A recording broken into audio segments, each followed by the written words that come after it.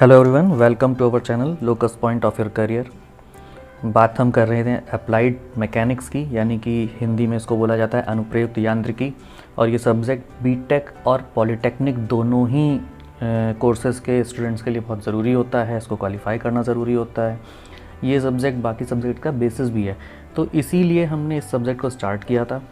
और इस सब्जेक्ट में हम पिछले 2 लेक्चर्स में इंट्रोडक्शन ऑफ फोर्सेस और सिस्टम ऑफ फोर्सेस की बात कर चुके थे। अब उसको हम आगे बढ़ाएंगे आज के लेक्चर में, और आज हम बात करेंगे रिजल्टेंट फोर्स मींस परिणामी बल, इक्विलिब्रियम ऑफ फोर्सेस मींस बलों की साम्यावस्था या बलों की संतुलन की अवस्था, फिर इक्विलिब्रेंट फोर्स यानी कि संतुलक बल या साम्यक बल क्या होते हैं, और इसके साथ साथ एक बहुत इम्पॉर्टेंट जो लॉ है वो है law of parallelogram of forces, यानी कि बलों के समांतर चतुर्भुज का नियम, जिसका हम बहुत ज़्यादा यूज़ करने वाले हैं आने वाले वीडियो लेक्चर्स में न्यूमेरिकल्स करते समय। तो आज का लेक्चर स्टार्ट करने से पहले एक बार फिर से मैं आपको रिमाइंड कराना चाहता हूँ कि अगर पिछला वीडियो आपने नहीं देखा है तो सिस्टम ऑफ फोर्सेस का वीडियो देख लीजिए, आप समझ लीजिए, और साथ साथ हमारे चैनल को सब्सक्राइब कर लीजिए। जो वीडियोज़ अगर आपको पसंद आते हैं तो उनको लाइक करके शेयर करते रहिए। सब्सक्राइब इसलिए ज़रूर कर लीजिए ताकि आपको नोटिफिकेशंस मिलते रहें। बहरहाल आज का समय ज़्यादा बर्बाद ना करते हुए मैं टॉपिक पर आता हूँ। तो आज का हमारा जो सबसे पहला टॉपिक है वो है रिजल्टेंट फोर्स यानी कि परिणामी बल। अब ये परिणामी बल क्या होता है, रिजल्टेंट फोर्स क्या होता है? तो रिजल्टेंट फोर्स की अगर हम बात करते हैं तो इसके लिए हम चलिए एक एग्जांपल ले लेते हैं, ठीक है। और वो एग्जांपल ये है कि हम एक ब्लॉक एज्यूम कर लेते हैं। एक छोटा सा बॉक्स हमने मान लिया, ठीक है। ये है एक बॉक्स मान लीजिए, ठीक है, ये इस तरह से रखा हुआ है। अब मानते हैं कि इस बॉक्स पर एक ये बल लग रहा है जो है F1 मींस F1 फोर्स एक लग रहा है, दूसरा ये लग रहा है F2, ठीक है। तो ये दोनों बल मिल करके इस बॉक्स पर कुछ प्रभाव डाल रहे होंगे।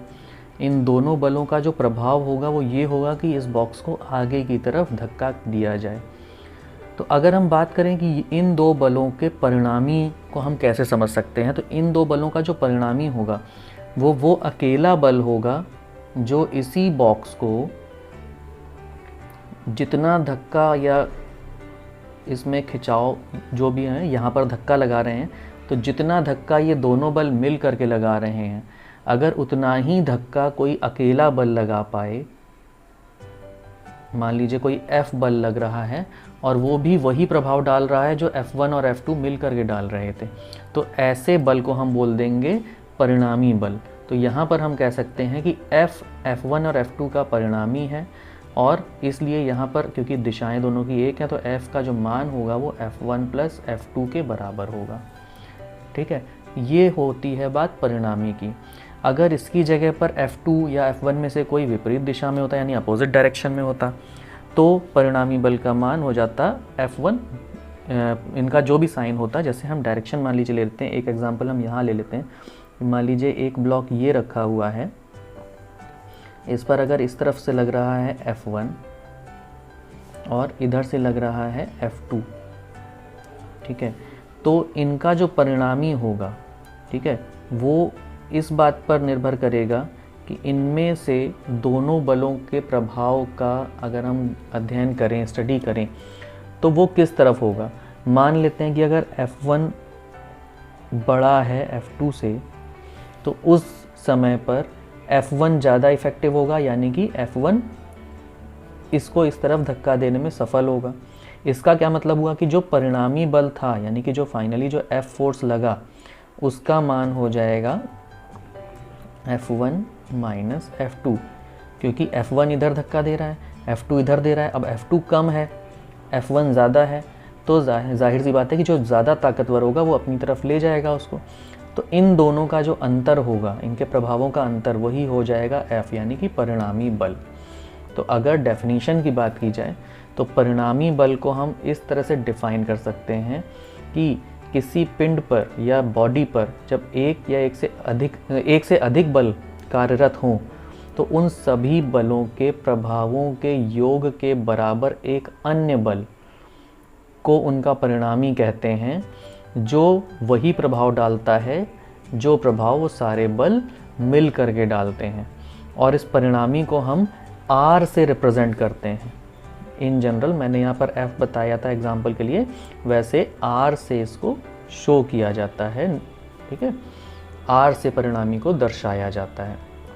तो परिणामी बल क्या हो गया कि अगर दो या दो से अधिक बल लग रहे हैं कहीं पर, तो इन दोनों बलों का जो प्रभाव है, उन दोनों के प्रभावों के योग के बराबर प्रभाव डालने वाला अकेला बल, उसको हम बोल देंगे कि वो इन बलों का परिणामी है। ठीक है, यहाँ पर जो योग की बात कर रहे हैं वो बीजगणितीय योग होता है, अलजेब्रिक सम जिसको बोलते हैं, यानी कि यहाँ पर बलों की दिशा भी हम ध्यान रखेंगे कि वो बल किस दिशा में है। तो कहीं पर हम प्लस करेंगे, कहीं माइनस करेंगे। अगर विपरीत दिशा में है तो उनका अंतर होगा, अगर सेम डायरेक्शन में है तो उनका टोटल होगा। ठीक है, यानी कि समेशन होगा। अब इसके बाद जो अगली चीज़ आती है वो है बलों की साम्य अवस्था, यानी कि इक्विलिब्रियम ऑफ फोर्सेस। तो इक्विलिब्रियम की अगर हम बात करें तो इक्विलिब्रियम ये वो अवस्था है जब किसी चीज़ पर लगने वाले सारे फोर्सेस का टोटल इफ़ेक्ट ज़ीरो हो जाए। मतलब एक एग्ज़ाम्पल लेते हैं, चलिए मान लीजिए ये कोई एक ऑब्जेक्ट है मेरे पास, ठीक है। अब माना कि इस पर कोई दो बल लग रहे हैं, ठीक है। एक बल इधर से लग रहा है, मान लीजिए ये लग रहा है F2 और ये लग रहा है F1, ठीक है।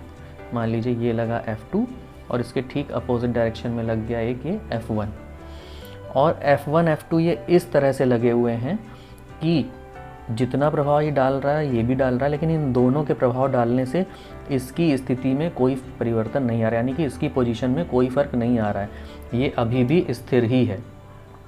ठीक है, तो ऐसे स्थिति में हम ये बोलेंगे कि ये दोनों बल एक दूसरे के साथ इक्विलिब्रियम में हैं। ठीक है, या फिर ये जो वस्तु है ये स्थिर है, इक्विलिब्रियम में है। तो बलों की साम्यावस्था का मतलब क्या हो गया कि जब किसी ऑब्जेक्ट पर दो या दो से अधिक फोर्सेस इस प्रकार से कार्य करें कि वो एक दूसरे के इफ़ेक्ट को नेग्लेक्ट कर दें, यानी एक दूसरे के प्रभाव को निरस्त कर दें, निष्फल कर दें, तो उनका सम्मिलित प्रभाव यानी कि जो कंबाइंड इफेक्ट आएगा वो ज़ीरो हो जाएगा। जैसे यहाँ पर है, यहाँ पर हमने बोला कि एक ये लग रहा है बल, एक ये लग रहा है, यानी कि ये इधर से धक्का दे रहा है, ये इधर से धक्का दे रहा है, लेकिन उन दोनों के धक्का देने से हो क्या रहा है, इसकी पोजीशन में कोई फ़र्क नहीं आ रहा है, क्योंकि जितना धक्का ये लगा रहा है उतना ही ये लगा रहा है। तो इसका जो इफेक्ट था उसको ये कैंसिल कर दे रहा है, काउंटर अटैक कर रहा है। ठीक है, तो ये जो कंडीशन है, इस कंडीशन में हम बोलेंगे F1 और F2 इक्विलिब्रियम में है। इसके अपोजिट भी हो सकता था, जैसे हम लोगों ने टग ऑफ वार यानी कि रस्सा खींच, रस्सा कसी जो प्रतियोगिता होती है, टग ऑफ वार जिसको बोलते हैं इंग्लिश में, उसकी तरह से अगर हम देखें, मान लीजिए कि एक ये टीम है जो F2 फोर्स लगा रही है, ठीक है, दूसरी टीम F1 फोर्स लगा के खींच रही है इसको। कुछ ऐसा ही होता है टग ऑफ वार में, दो टीमें होती हैं, बीच में एक रस्सी होती है, ठीक है, और उस रस्सी पर एक पॉइंटर लगा होता है। ठीक है, उस पॉइंटर को हम देखते हैं कि कौन अपनी ओर ले जा रहा है। तो मान लीजिए कि ये एक टीम है, ये दूसरी टीम है, और ये वो पॉइंटर है टग ऑफ वार यानी कि रस्साकसी का पॉइंटर है ये। ठीक, अब दोनों टीमें इधर उधर खींच रही हैं, जीतता कौन है टग ऑफ वार में? जो टीम इस पॉइंटर को अपनी ओर खींच के ले जाती है।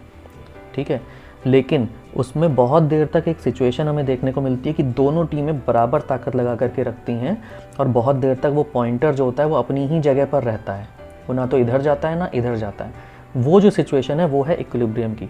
इसका मतलब क्या हुआ कि जो इधर खींच रही थी टीम, उसके द्वारा लगाया गया जो बल था उसको इधर वाली टीम ने उतना ही बल लगा के निष्फल कर दिया, यानी कि नेग्लेक्ट कर दिया। तो ये सिचुएशन हो जाती है इक्विलिब्रियम की। ठीक है, तो ये बोला जाता है बलों की साम्यावस्था या इक्विलिब्रियम ऑफ फोर्सेस। अगर डिफाइन करने की इसमें बात आती है तो इसको हम बोल सकते हैं कि जब किसी ऑब्जेक्ट पर दो या दो से अधिक फोर्सेस इस प्रकार से लगे हों कि वो एक दूसरे के इफ़ेक्ट को ज़ीरो कर दें, या फिर किसी ऑब्जेक्ट पर लगने वाले सारे फोर्सेस का नेट अमाउंट यानी कि टोटल जो उसका होता है सम्मिलित प्रभाव जिसको बोल सकते हैं नेट इफेक्ट, वो ज़ीरो हो, तो उसको हम बोलेंगे कि ये सारे बल साम्यावस्था में हैं, और यही सिचुएशन होती है इक्विलिब्रियम की। ठीक है, तो यहाँ पर हम ऐसे समझ सकते हैं कि जैसे हमने ब्लॉक पहले लिया था, मान लीजिए फिर से एक ब्लॉक हम एज्यूम करते हैं। ठीक, यहाँ पर एक बल ये लग रहा है F1, दूसरा बल ये लग रहा है F2। ठीक, अब F1 की दिशा को अगर हम पॉजिटिव ले लें, F2 की दिशा को नेगेटिव ले लें। ठीक है, बलों की जब हम बात करते हैं तो इन जनरल हम जो नोटेशन लेके चलेंगे, इस तरफ प्लस, इस तरफ माइनस। ठीक है, या फिर अगर बल कोई ऊपर की तरफ लग रहा है, जब हम ऊर्ध्वाधर यानी वर्टिकल लगने वाले बलों की बात करेंगे फोर्सेस की, तो ऊपर की डायरेक्शन में जो लग रहा होगा उसको प्लस, नीचे की तरफ माइनस ले लेंगे। अभी हम बात कर रहे हैं जो क्षैतिज यानी हॉरिजॉन्टल डायरेक्शन में, तो यहाँ पर F1 और F2 है। तो अगर हम इक्विलिब्रियम की बात करते हैं तो इक्विलिब्रियम का मतलब हो गया कि इन दोनों बलों का जो प्रभाव है उसका जो टोटल है, यानी कि सम जो है, और सम की जब भी बात करेंगे तो एल्जेब्रिक सम होता है। तो टोटल अगर हम बात करें तो यहाँ पर बल कितना होगा, तो F1 प्लस, अब क्योंकि F2 जो है ये इस तरफ लग रहा है, यानी कि इसकी जो दिशा है वो माइनस वाली है, तो माइनस F2।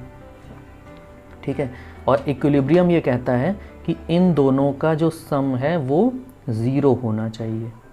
ठीक है, तो यहाँ पर कंडीशन आ जाएगी F1 minus F2 equal to 0।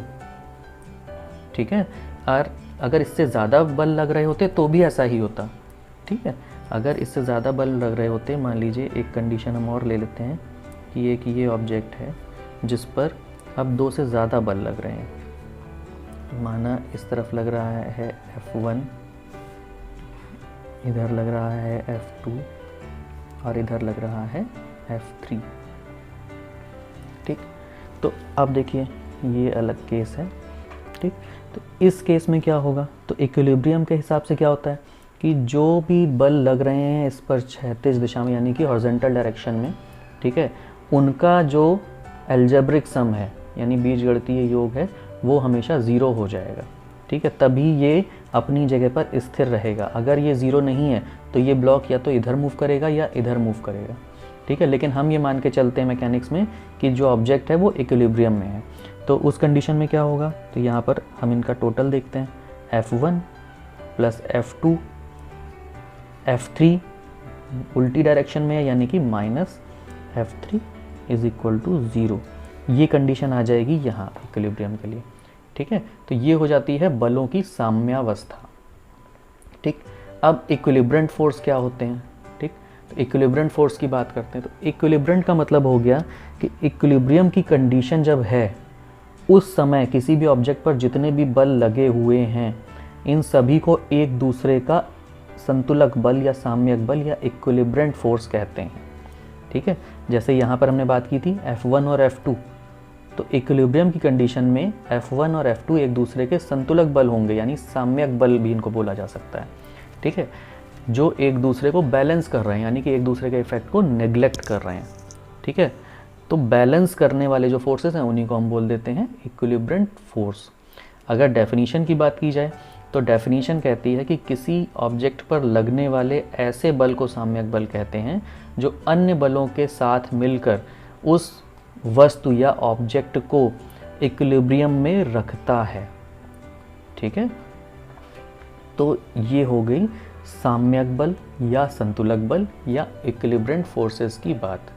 ठीक है, अब इक्विलिब्रियम में कुछ कंडीशंस आती हैं। एक होता है स्थैतिक साम्यावस्था यानी कि स्टैटिक इक्विलिब्रियम। ठीक है, इक्विलिब्रियम की अगर हम बात करते हैं तो इक्विलिब्रियम 2 तरह के होते हैं, यानी कि जो साम्यावस्था होती हैं वो 2 होती हैं। एक होता है स्टैटिक और दूसरा होता है डायनामिक इक्विलिब्रियम। ठीक है, इसको बोलते हैं स्थैतिक